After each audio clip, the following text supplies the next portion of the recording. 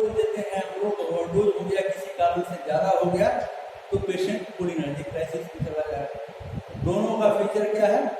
Muscle weakness है। तो ऐसे ये बड़ा सेंसिटिव इशू है, इसलिए हम लोग को इसमें थोड़ा सा अलर्ट रहना चाहिए और डोज एडजस्टमेंट प्रॉपर होना चाहिए। Now we come to treatment of myasthenia gravis. Mainstay of treatment of is anticholinergic drugs. Mainstay of the treatment of myasthenia gravis is anticholinergic drugs, which act by prolonging the action of acetylcholine at neuromuscular junction. acetylcholine के action को हम लोग prolong करना चाहते हैं, कहाँ पर? Neuromuscular junction पर। तो हम लोग उसके लिए क्या करते हैं?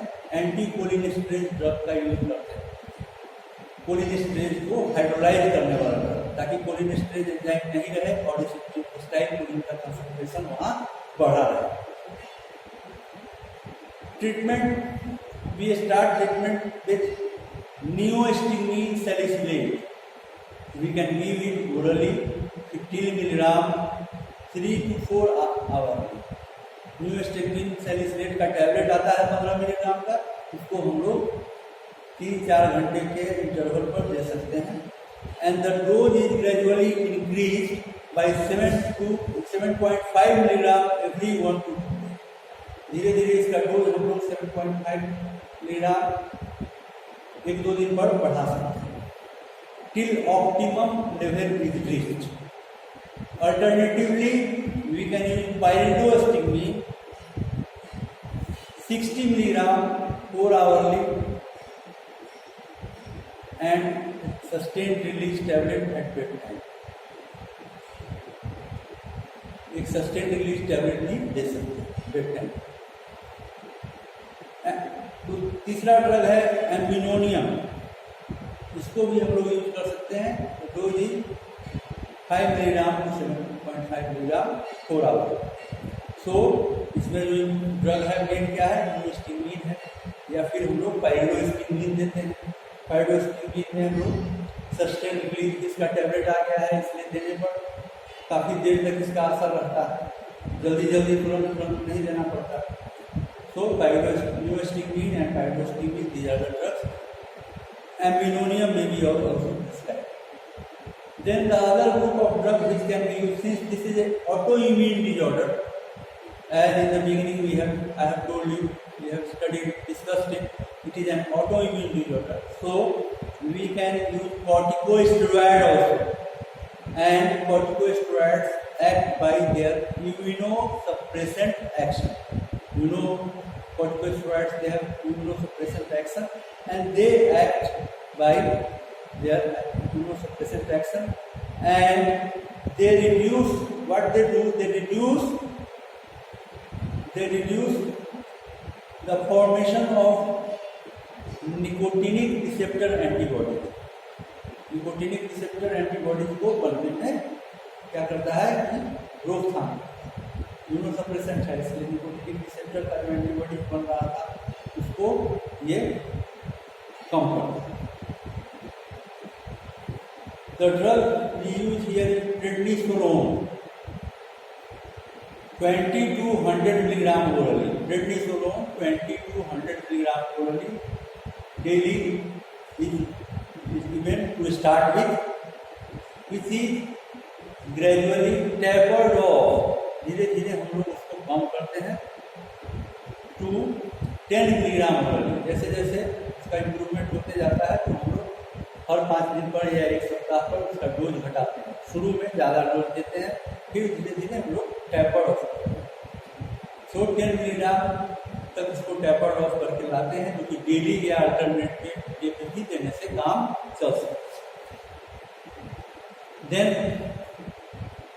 Since this disease is auto immune disorder, तो इम्यूनोसप्रेसेंट में also be used, and immunosuppressant like azathioprine and cyclosporine, they are used. They suppress the formation of nicotinic receptor immunosuppressant जो है जैसे corticosteroids nicotinic receptor antibody formation को suppress कर रहा था, वैसे ये भी डायलोप्रीन और साइक्लोस्पिरिन, these are immunosuppressant group of drug and they can suppress the formation of nicotinic receptor antibody. Azathioprine has relatively slower response and it takes about 1 year, whereas cyclosporine shows quicker response. साइक्लोस्पिरिन जो है जल्दी काम करता है, अजाथायोप्रिन की response में 1 साल तक लग सकता है, whereas cyclosporine it is quicker and shows quicker response and 1-2 महीने में ही 1-2 months में इसका काम ये इसका फायदा मिल सकता है। Then the fourth line of treatment, the other line of treatment is plasmapheresis. Plasmapheresis means plasma exchange.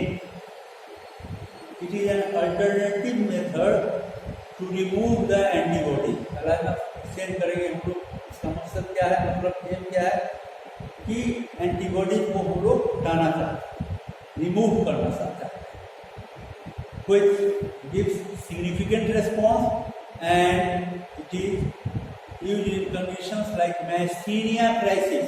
myasthenia crisis हो गया जब बहुत इमरजेंसी सिचुएशन हो गया, वैसे में हम लोग प्लाज्माफेरेसिस करके फायदा पहुंचा सकते हैं। और इसका मतलब मेन एम क्या है कि जो एंटीबॉडीज है उसको हम लोग रिमूव करना, but the improvement is temporary, short lived. एक बार कर दिए इसका मतलब ही नहीं कि बहुत दिन तक ये रहेगा, ये टेम्पररी फायदा मिलता है। लेकिन क्राइसिस है तो ऐसे समय में हम लोग प्लाज्माफेरेसिस करके पेशेंट के वो फायदा पहुंचा सकते हैं। Then surgical treatment is there also, that is थाइमेक्टोमी।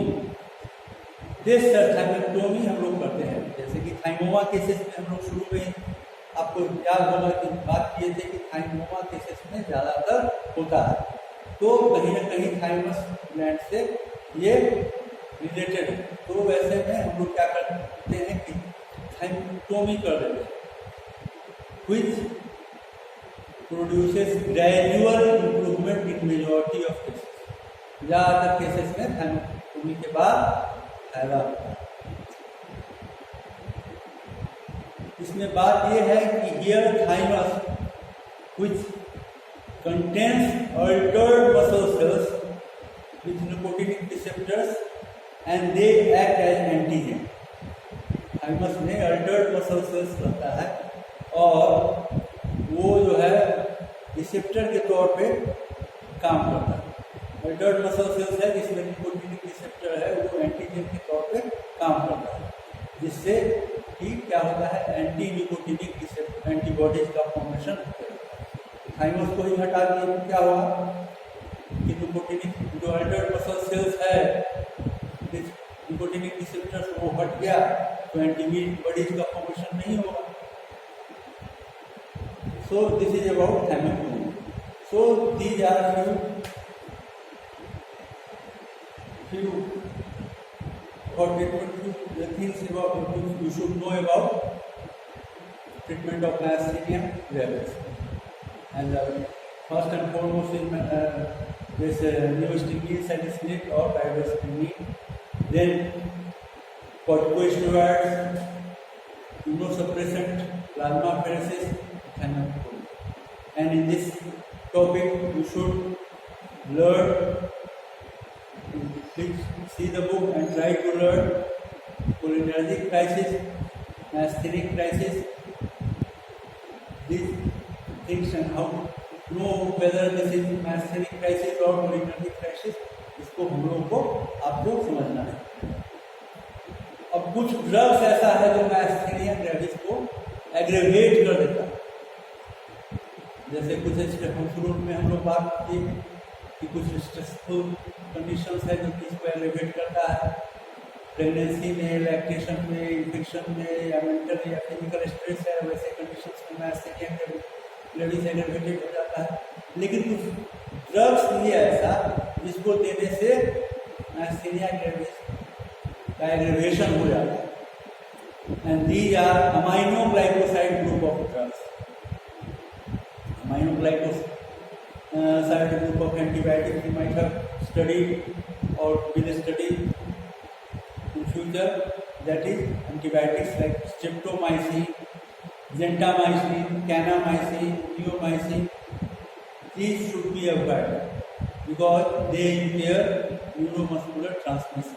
These antibiotics, they impair neuromuscular transmission, so we should avoid aminoglycoside antibiotics. Aminoglycoside antibiotics should not be given. You must remember. Then quinine and quinidine. Quinine and quinidine, these are anti-arrhythmic drugs, and they reduce excitability of muscle membrane. तो वैसे drug को भी हम लोग को avoid करना चाहिए। क्या होता है, ये मसल एक्साइटेबिलिटी को कम करता है। Quinine and quinidine anti-arrhythmic drugs. Then curare and detubercularine. These are neuromuscular blocking agents. तो ब्लॉक ही कर देगा, इसलिए इसको तो बिल्कुल ही अवॉइड करना है। क्यूरारे and detubercularine. Beta blockers and phenytoin should be avoided. So this is all about treatment of myasthenia gravis. And इस क्लास में आप लोगों ने पैरासिम्पैथोमाइमेटिक्स का बहुत सारा वेरियस यूजेज को लर्न किया या हम लोगों ने डिस्कस किया, तो इसको ध्यान रखना है। और क्या क्या हम लोग इसका यूज करते हैं, बहुत ज़्यादा स्ट्रिक्ट ऐसी कोई बात नहीं है। It is an easy chapter, you should remember it. और इसका ज़्यादातर क्वेश्चंस थ्योरी में माइस्थेनिया ग्रेविस पर या फिर treatment of glaucoma, role of periodics in treatment of glaucoma, ये आ सकता है। अल्जाइमर्स डिजीज पे शॉर्ट नोट आता है, उसमें ट्रीटमेंट ऑफ अल्जाइमर्स डिजीज में आता है। कोबरा बाइट में आपको जानना चाहिए, ऐसे भी क्लिनिकल प्रैक्टिस में या हॉस्पिटल में या पीएचसी में कहीं भी आपको घर पे भी गाँव में भी हम लोग उसका जरूरत पड़ सकता है। और specific antidote is antisnake antivenom serum है, लेकिन इसके साथ साथ आपको ये न्यूस्टिमुलिन को का यूज करते हैं हम लोग न्यूरोटॉक्सिक के चलते पैरालिटिक रेस्पिरेटरी पैरालिसिस होने की संभावना है। तो अभी इस क्लास में हम लोग will stop here and will continue or you will continue with autonomic nervous system. So please be ready for that.